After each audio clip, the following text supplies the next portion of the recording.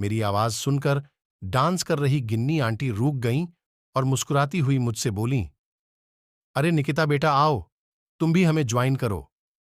गिन्नी aunty की मुस्कुराहट और बाकी लोगों के चेहरे पर झलकती खुशी देखकर मैं कुछ कह नहीं पाई।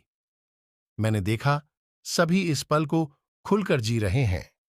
इसमें केवल बुजुर्ग महिला ही नहीं, मेरे हमउम्र भी हैं और सभी अपनी परेशानियों को भुलाकर खिलखिला रहे हैं। सभी अपने घरों से कुछ ना कुछ पकवान बनाकर लाए हैं और बड़े मजे से मिल बांटकर खा रहे हैं। बिलासपुर के साईधाम सोसाइटी में एक दूसरे के घर आपस में कुछ इस तरह से जुड़े हुए हैं कि यदि किसी एक के घर पर सब्जी की बघार होती है तो उस घर के अगल बगल दोनों ही घरों में छन की आवाज सुनाई पड़ती है। किचन में अदरक कूटने पर ऐसा लगता है मानो अपने ही घर के खलबट्टे का इस्तेमाल हो रहा है।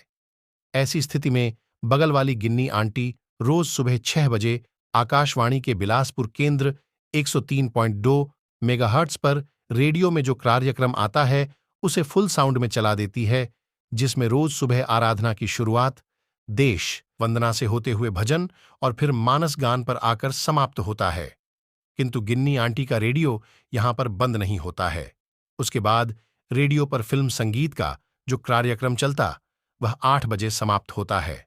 तब कहीं जाकर आंटी का रेडियो बंद होता है और तब तक मेरी नींद पूरी तरह से उड़ चुकी होती है। इस कॉलोनी में आए हमें 1 महीना हो गया है, लेकिन इस 1 महीने में मैं एक भी दिन चैन से सुबह देर तक सो नहीं पाई हूं।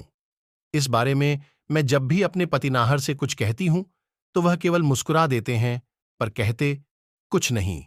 और जब कभी रविवार या छुट्टी के दिन इस बात पर मैं गिन्नी आंटी का गुस्सा नाहर पर उतारती हूं तो वह बस इतना ही कहते हैं, अरे यार निकिता, क्यों इतना गुस्सा करती हो, बेचारी आंटी बुजुर्ग हैं, बुढ़ापे में ठीक से नींद आती होगी इसलिए जल्दी उठ जाती हैं, वैसे भी अकेले रहती हैं, उनके पास काम तो कुछ होता नहीं होगा इसलिए रेडियो सुनती रहती हैं।